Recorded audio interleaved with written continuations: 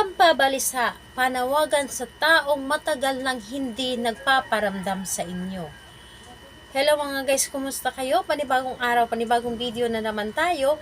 And sa araw na ito ay isa na namang video ang aking tuturo sa inyo na simpleng gabay o simpleng pamamaraan na makakatulong sa atin.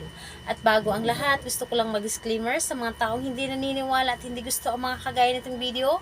Please skip this video and maghanap kayo na videos na gustong gusto nyo dahil ang video na ito ay para lamang ito sa mga taong naniniwala and gusto mag-try. Sa lahat po ng mga nag-comment dito sa aking video, dito po sa loob ng aking channel, mag-ingat po sa lahat ng mga nagre-reply sa inyo na dinadala kayo sa loob or sa kanilang WhatsApp account. So, ayun po, para iwas scam na lang po tayo. Ikaw ba ay isa sa mga nakakalimutan na ng inyong partner?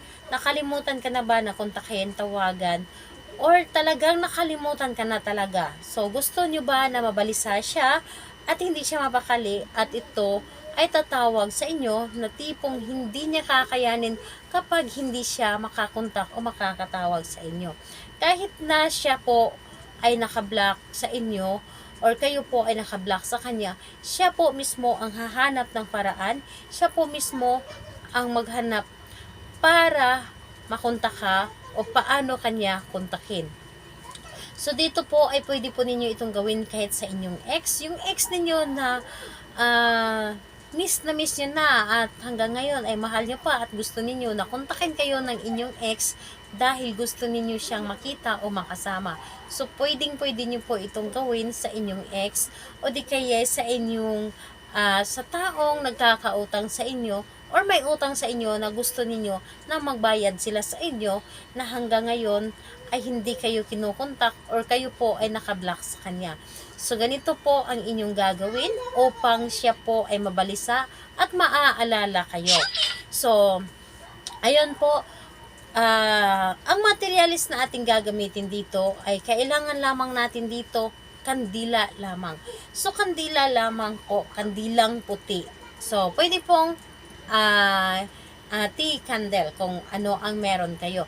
Basta po ito ay kandila, bago po dapat na kandila. At syempre kailangan natin dito ng panindi, pusporo o di kaya lighter.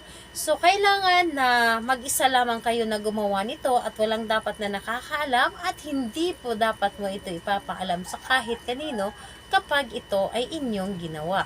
So dapat po ay wala makakadistract sa inyo habang ginagawa ninyo ang ritual na ito. So ayun po, pumunta lamang kayo sa loob ng inyong kwarto at doon po ninyo gawin ang gusto ninyo. So ngayon po, kapag ready ka na, ay pwede mo na itong simulan. Kumuha ka ng panindi, posporo o di kaya lighter. Ngayon po, kapag nasindihan mo na ang kandila, ilagay mo lamang ito sa iyong harapan. Ilagay mo lamang ito sa iyong harapan at titigan mo lamang ang apoy ng kandila. Titigan mo lamang ang apoy ng kandila. Dapat po, kung sino man yung tao na target ninyo, siya lang po dapat. Isang tao lang po dapat ang pwede ninyong gawan dito. So, titigan mo ang kandila at isipin yung target ninyo na gusto ninyong mabalisa or yung tao na gusto ninyong tawagan kayo or maalala kayo. So, dapat po yung pagkatitig po ninyo sa kandila, para bang yung mukha niya ang nakikita mo. Focus mo po dapat yung sarili ninyo sa pagtitig doon sa apoy ng kandila. Focus po dapat at isipin mo ng husto yung mukha niya or bago mo gawin, tingnan nyo muna siya sa kanyang larawan. Tingnan nyo muna sa larawan bago ninyo gawin ang isang ritual para po pagtingin ninyo sa apoy ng kandila, yung mukha niya yung makikita ninyo. At isipin po ninyo gamit ang inyong isip. Gamit ang inyong isip, hilingin ninyo kung ano man yung gusto ninyo. Hilingin ninyo na kukontakin kanya, hilingin ninyo na mababalisa siya. Kung hindi kanya makontak, hindi kanya makausap, maghanap siya ng paraan paano kanya mapuntahan, humanap siya ng paraan paano kanya makontak, paano kanya matawagan. Yung tipong hindi siya mapakali o hindi siya makakatulog hanggat hindi kanya makukontak o makakausap. Yun po ang dapat nating gawin. Dapat po nanggagaling sa ating puso ang ating ginagawa. Dapat focus po dapat sa paggawa. and nakasintro po tayo doon sa Kanya. Nakasintro po yung isip natin sa Kanya habang ginagawa natin yung gusto natin. Isip po ang gamitin ninyo, or pwede din po ninyong kausapin yung maririnig siya pero walang makakarinig. So, ganun, ang gulo. So, ayun po, dapat po, or pabulong lamang. So, ayun po, dapat nasa loob kayo ng inyong kwarto gumawa. Ayun, hilingin ninyo lahat-lahat kung ano man yung gusto ninyo.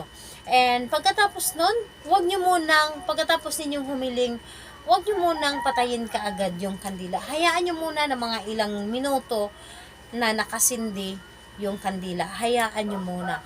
And isipin nyo lamang ng isipin yung target ninyo, 100% yun. Hindi makakatulong ang taong inyong gagawan at talagang mapupuyat siya magdamag. So, ayun po, kailan ito pwedeng gawin? Gawin ito sa kahit anong araw at kahit anong oras. Pero may i-recommend po ako sa inyo. Gawin po ninyo ito sa gabi. Sa gabi po ito the best gawin. Yes po, sa gabi, at magugulat na lamang kayo na kinabukasan meron kayong marireceive, or ilang araw meron kayong marireceive, makukontak kayo o kukontakin kayo. Siya mismo maghahanap ng paraan paano kayo kontakin. So, ayun po, mas the best itong gawin sa gabi. Sa kahit anong oras, basta po gabi, dahil tahimik na po ang paligid. So, ayun, kung may mga katanungan kayo, mag-comment lamang sa baba upang ma-replyan ko po kayo. Bye bye everyone. God bless us all.